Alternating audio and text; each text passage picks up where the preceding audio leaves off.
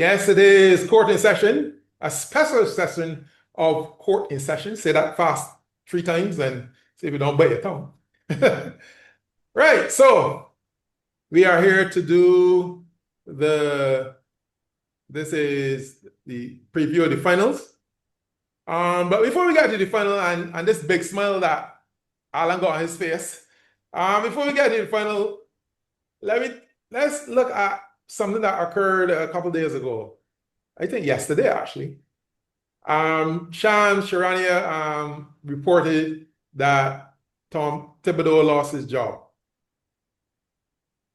I don't know the criteria to keep a job in the NBA anymore. I mean, like, he's not winning, he's not losing. I mean, Doc Rivers keeping his job. I mean, but yeah, Tom Thibodeau loses his. So tell me, Keelan, I ain't start with you. Tell me, what do you think about Tibbs losing his job, man? Yeah, I agree with you. If you win your title, you lose your job. If you lose the title, you lose your job. If you miss playoffs, you lose your job. If you met playoffs, you lose your job. I honestly don't know. I think no. I saw something that said every coach of the year for the past like 5 or 6 years has lost their job right after they won coach of the year or something, which is pretty crazy. I don't know if maybe the NBA just rewarding the wrong people, or I don't know what's going on. But yeah, since he was there in 2022, they missed the playoffs. Then they made it to the second round back to back years, and now they made the Eastern Conference Finals. And I don't know. I don't know if they bought into the hype or the expectations as things went along. Because if you ask anybody before the playoffs started, do you think that the Knicks are going to the Eastern Conference Finals? They tell you no. Like only you would have to go in the heart of Queens to find someone that would tell you, yeah, we going to the Eastern Conference Finals. Darren Marshall or Derrick Brown? Only two of them people could What they have. told I, them, right? I think Right. I think the front office firmly believe that.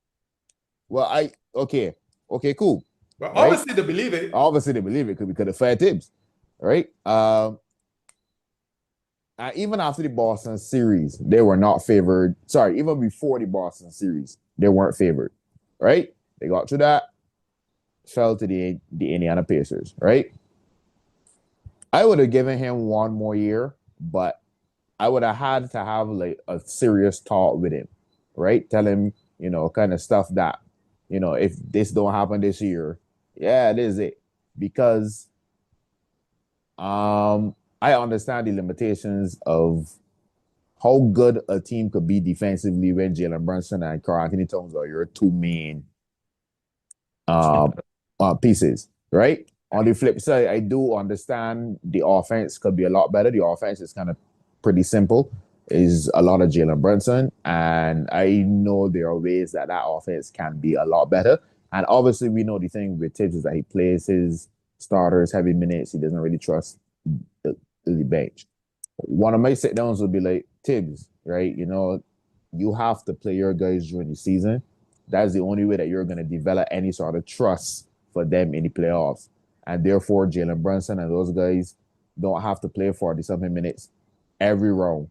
And then it be even worse on defense, right? I understand it, as I said, from the Knicks standpoint. But Tibbs can also come and say, well, I get you something that you haven't done in 25 years, like back-to-back 50-win season, Eastern Conference Finals and things. So I get it. I would have probably given him one more year because that puts a lot of pressure on the new coach to get to the finals. Your expectation is that, all right, you can't get to the final with Tibbs. So you're expecting that the new coach will get to the finals, right? So I would have given him one more year, but I guess I see it. Yeah, Oh, you Alan? yeah, Yeah, I know yeah. you're I think smiling all the way because it really made a difference to you, really. uh, Yeah, that seems to be a trend. You know, if you lose to the Indiana Pacers, there's a good Yeah, chance that I actually saw that. I 4 saw that. days. But Malone and those guys, yeah, I saw that too. Yeah, there's a good chance in a few days the coach might be gone. So you know, just beware. But it Okay. clearly hit the nail on the head. It's all about expectations. That front office has certain level of expectations. So that's why the coach was fired. And I see it and I kind of agree with it. Yes, he was successful, but it appears that there were discussions with him multiple times about some of these pain points in terms of the minutes Hmm. that the Stars were playing, not using the regular season to experiment with different rotations and whatnot that you might potentially need in the postseason. And it seemed that after he went down to left to the Indiana Pacers, then he decided that he was then going to try to make sense of these rotations and make sense of these players on his bench into rotations. And it's something current coming out for office seems to be that this rubbed them the wrong way. It was like, well, we would tell you to try this through the season, and you wait this until your back is against you all now to try these out. So I guess it was like when he had to win the series at that point in order to keep his job like he did. Oh, But and if you listen to this pod for a while, this should not have been a total surprise because this question was asked in the spot at the beginning for us, which coach could be on the hot seat. And we did say that Tibbs could be on the hot seat if there was a bad playoff exit. I figured more so in the first or second round. Yeah. I guess more particularly first round. If they had lost the Pistons, that he most likely would have been fired. But the expectations were the issue. In terms of New York, even in terms of mostly national media, New York was supposed to be the favorite against Indiana. And they were supposed to win this series. And I mean, if you talk to most people, that New York team has more talent than the Pacers team. So they should have won that series. So I think that was the expectation. And because they fell short in the way how they fell short too, they invested a lot in that roster. I'm not sure how much they can do to 2D roster, but you know, it's always easier to 2D coach. So yeah. All right. So one thing, talent don't win your championships. It helps you to win championships. Yeah. It doesn't win championships because Phoenix Suns would have done win by now. So it don't. I think the Pacers actually have more talent than Knicks. I'm not even gonna lie. To I actually think the Pacers do. To me, I think the Pacers had a better all-around team. Yeah. I just think so. To me, New York is a liability on defense. And the way that Pacers plays, I didn't expect any of actually. When I look at it, I say they can struggle to win a game. But Indiana do Indiana things. wait till you done beat the fella and then decide, okay, all right, take it easy and then you get beat back. But I really feel that they return my faith in having good team and good coaching and not just out-talenting the other fella.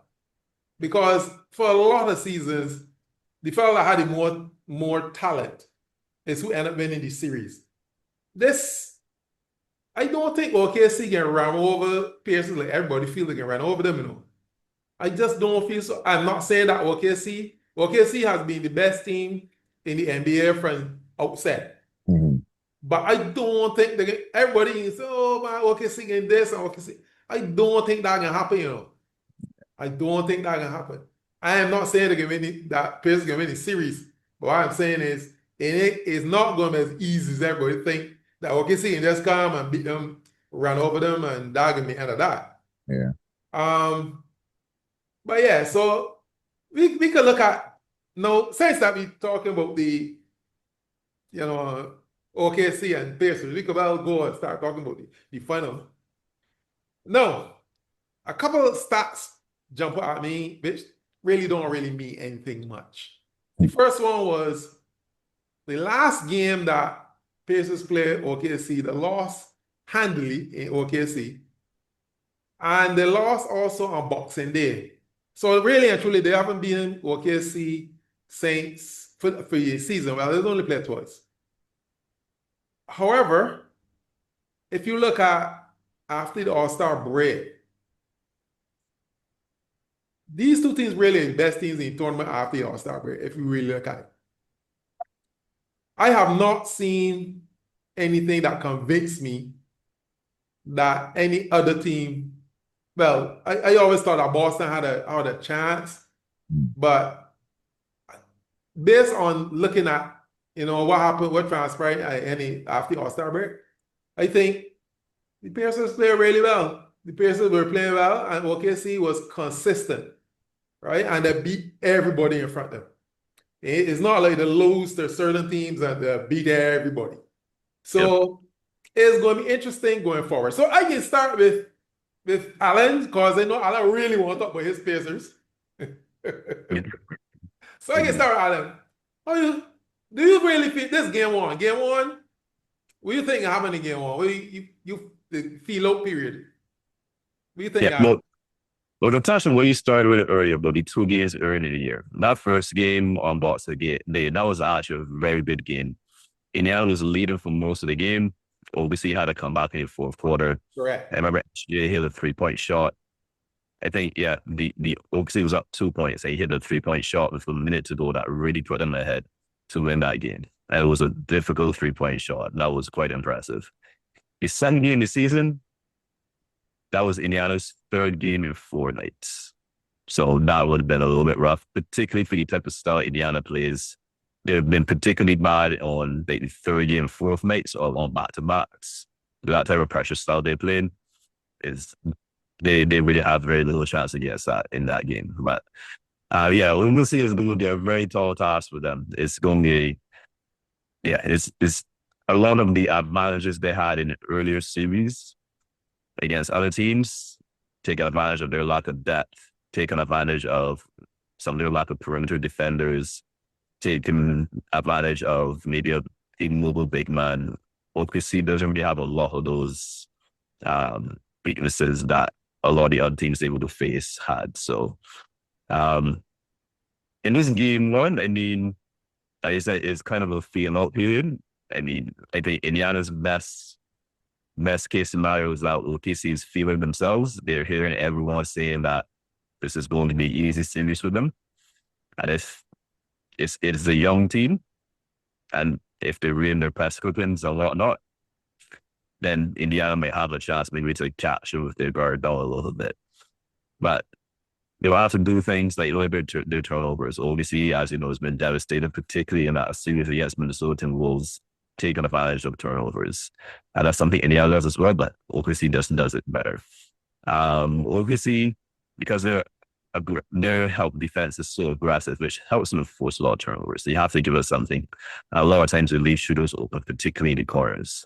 Indiana is the best shooting team in the playoffs so far. They have to continue hitting shots. And Halliburton, this is the type of team that is pretty much his nightmare. They have multiple defenders that they can throw at him that can essentially pressure him the entire game and face guard him and make it very difficult for him. So Nick Carl is going to, like, in that game 5 against New York Knicks, when they face guarded him and they held him, I think, to maybe below 10 points. Rick Carl's responsibility saying we have to find ways to get him open. And they did that in game 6. He's going to have to come into this series with that same mentality, say, okay, we're going to have to devise things to beat this pressure. OKC is going to play because we know they're going to be pressuring Halliburton, and we know that they're going to face guard him for the entire game. So if he can devise those counters for those types of things, get him open, able to get him downhill, able to get the other guys, even if it's a situation where they have to play 4-on-4, if the other guys led by Andrew Nembhard then can play well and not turn the ball over. There are some avenues to good trees there, but in their margins for error is definitely a bit thinner. It is definitely a bit thinner. Defensively, they have to try to see if they can limit Chet Holmgren and Jay Will. There's always been questions about if those guys can be legitimate second or third options. They've been up and down a little bit in the playoffs. OKC as a team has not shot well in the playoffs either from 3-point rate. I think they're like maybe 32% or something like that. So they have to let those guys continue to miss shots and mix up their coverages, maybe a little bit of zone, maybe try help us and look out guys who are not sure. There's a whole guys that who have been screwed streaky, continue then not to hit shots. I hope that they're not hitting shots that how they did in Denver, I think, in that game 5. So they're not really a little bit of rock, but there's some strategic things that Rick Carl can do as well to get them. So I think, yeah, if things flow their way, I mean, they have a good chance to steal game 1. They've stolen game 1 at every series so far in the playoffs. So hopefully they can keep that up. What were you, Keelan? I think you represent OKC tonight. I mean, I guess So forget I guess about when it Spurs. falls. So forget about Spurs. Can't do it. Can't do it. Can't ever forget what's first. Can't do it. But yeah, OKC. The thing about the OKC versus Pacers thing is that OKC we all know has the best defense, but they're also pretty good at offense too. It's not like it's just great defense, bad offense versus great offense, bad defense. Not saying that Indiana is a horrible defensive team, but like it's not that much. It's like OKC is also very, very good on offense. So, like, I don't have their offensive rating, but like points per game, like they were 3rd in the playoffs, right? And they're in terms of their defense, they limit opponents to 42.6% for the field, right? Obviously, pretty good. Alan did bring up a good point about OKC not really shooting the ball well. SGA actually hasn't shot the ball well from 3 either. I think he's shooting like 30% from 3.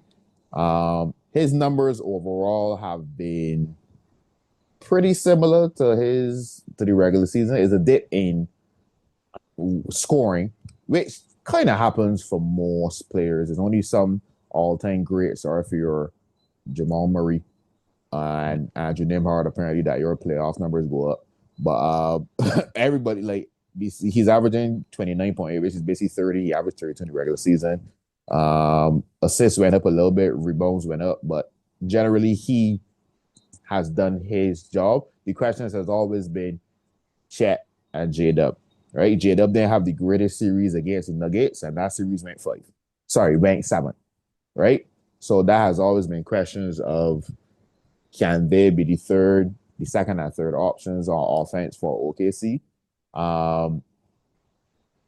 OKC has a ton of defenders that they control at AD, as Alan said. Like you got Dort, you got J-Dub, you got Caruso, you got Cason Wallace, Aaron Wiggins, sorry. SGA can mark him for a couple players. It's like just a lot of options. Not really as much mismatches in previous series compared to OKC for the Pacers. Like there's no Cat that's bad on defense. There's no Mitchell Robinson who don't want to play offense. There's Josh Hart who ain't looking at the rim. Right? It's gonna be difficult, not impossible, as Alan said. I think stealing that game 1 could be pretty pivotal because I think OKC are gonna win one in Indiana, regardless. If you could win one in OKC, then at least at game 4, you 2-2. I'm pretty sure Indiana would take 2-2 at game 4, and then anything goes in that game 5, 6, and 7, right? But have to steal one in Indiana, in OKC, maybe even winning game 2, right? Winning game 2, carry momentum into game 3 home is also a thing that could work in Indy's favor, right? But as Alan said, it's going to take a little bit of luck, because OKC has generally been the best team for the entire season, right? It's hard to find any weaknesses on their team. As I said, just pretty much got hope that they don't shoot as well as they have in the regular season. So far, they haven't, but it hasn't stopped them from winning so far. Yeah, it's going to be difficult, but this got an eerie feeling of the last time the Pacers went to the final. And I don't want to give them a chance. I think the sneak game won in that series or something. That was against the Lakers, right? Yeah. 2000. They had Montreal had a poor game in that game one. They lost. I think they lost their first two. Mm. They lost the first two, and it was they then won. They then won in Indiana, but yeah, I think they were down 3-1, and yeah, they lost. They lost in 6, but yeah, I think they Yeah. lost the first two in LA. Yeah. Mm. But my faith have been restored in coaching and putting together good teams instead of just paying three of the best players you could find, and then trying to put anything around them and give it to somebody that could barely call subs and the win and everybody's jumping up. But if you out talent a team, to me, that don't really take a lot of coaching. I could coach that team if I got more talent than the other, I feel like I could win a game. Sorry, I could win the series, right? But what I like about Indiana, and it happened in regular season. I became a fan in the regular season, especially with Rick Carlisle. Well, a lot of people don't understand that Rick Carlisle has been a very good coach for a really long time. Remember that when Bird was the head coach at Indiana, Rick Carlisle was the assistant. Mm. And every time they want a play, Bird is standing by and saying, now watch just like everybody else, but Rick Carlisle dry out. Right?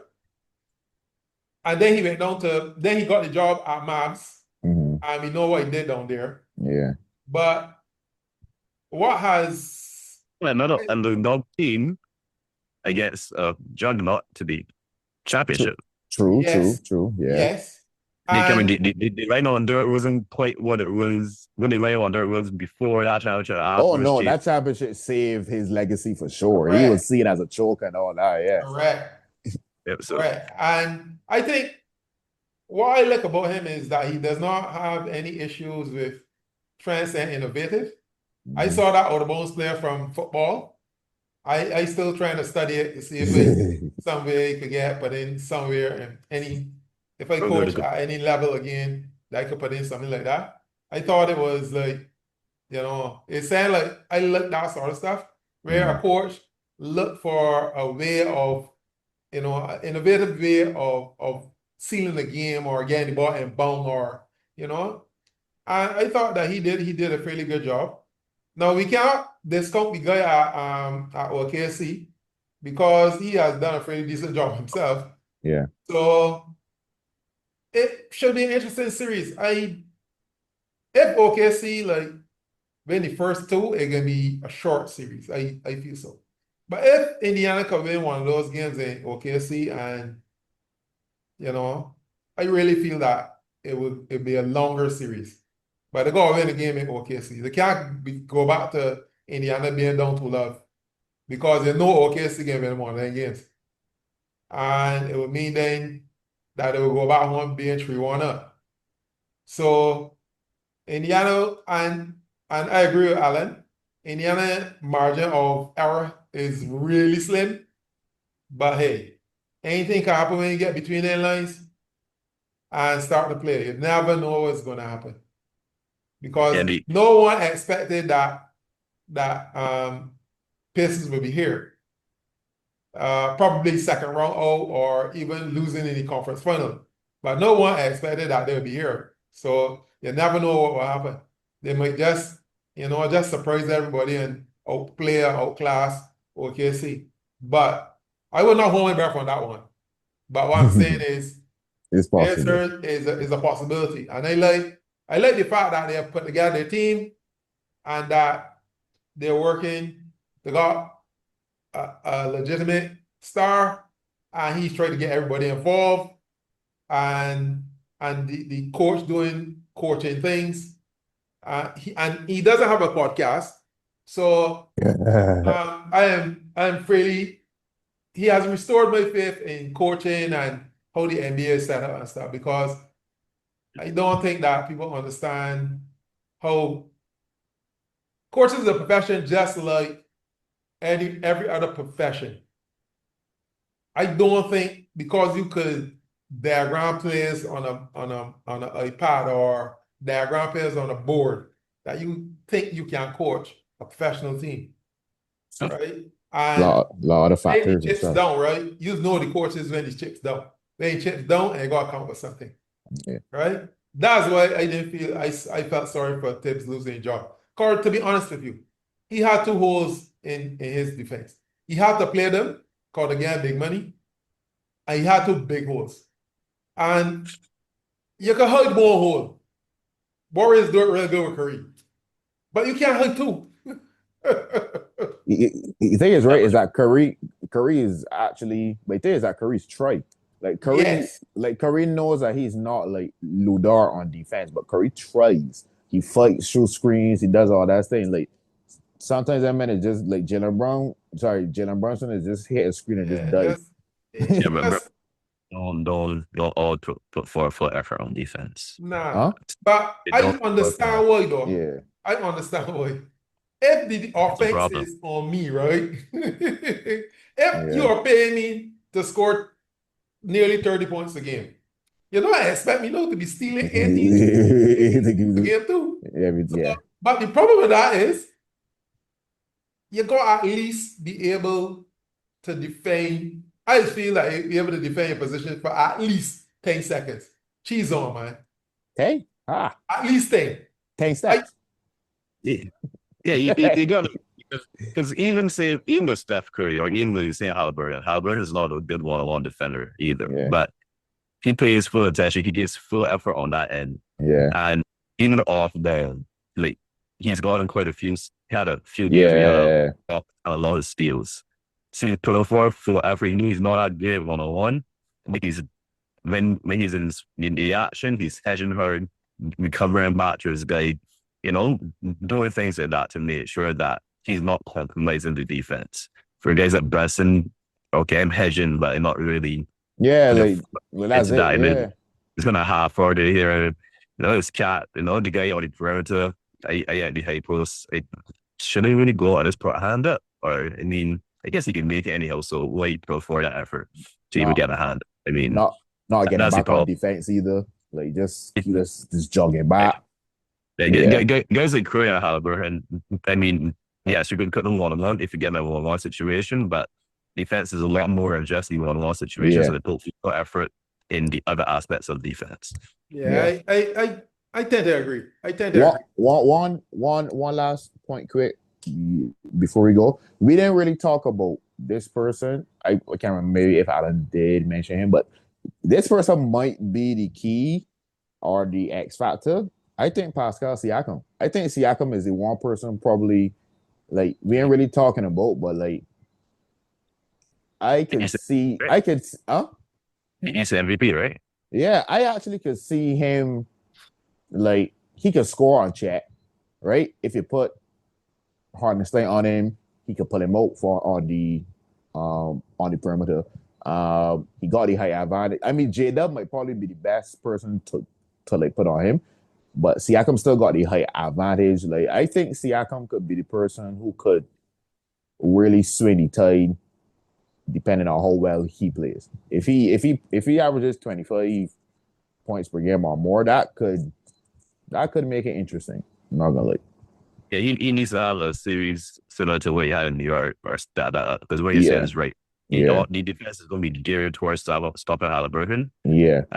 They're going to live with what Siakam does. I guess they know what Siakam can do, but Siakam is probably going to have some advantages. And Hartenstein was a bad girl on him last year when he was with the Knicks. And I'm interested to see how Chet. I think Chet's length could be an issue, but that would be interesting. I think.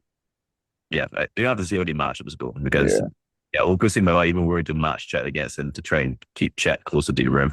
So you have to see exactly what they want to do there.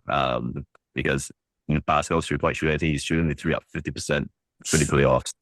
Yeah. So I don't think they're going to want Chet to necessarily close out to him, and Chet's probably going to prefer to stay closer to rim to be able to protect and be interrupted. So exactly how they decided to do this is going to be interesting. But Pascal is probably going to have to lead them score ways and have quite a few 30-point games for them to win this series. That's definitely going to be the case. Yeah, I don't think Alberta is going to be able to shape free and have a big scoring series. I mean, it's going to fall on Pascal. All right. Well, we got all the analysis. We got all the what ifs, and so now I put you to your all in spot. Alan, who you picking for game one? For game one, I would go with game one. They've won every game one so far. Yeah, hopefully OKC is feeling themselves. I mean, they go game one, still in game one. What were you, Keelan? I can go with OKC. As you said, that's not obviously a death sentence because if OKC win the first game and Indy win the second game, then it's still 1-1, right? So I think OKC might come out. You know, they can be at home or whatever the case is, and they might get this one. And I think Indy will probably adjust. And say for instance, even if it's a blow in game one, I don't think it'll be a blow in game two because I think Indy will come and adjust, and that game could be a toss-up. Okay, so that's it from our gurus. That's Keelan Phillips, the Avenger only one, and the Belgian scout Alan Pender, who's the only person here can smell because his team is in the funnel. So that's it for our courting session. For right now, the court is adjourned.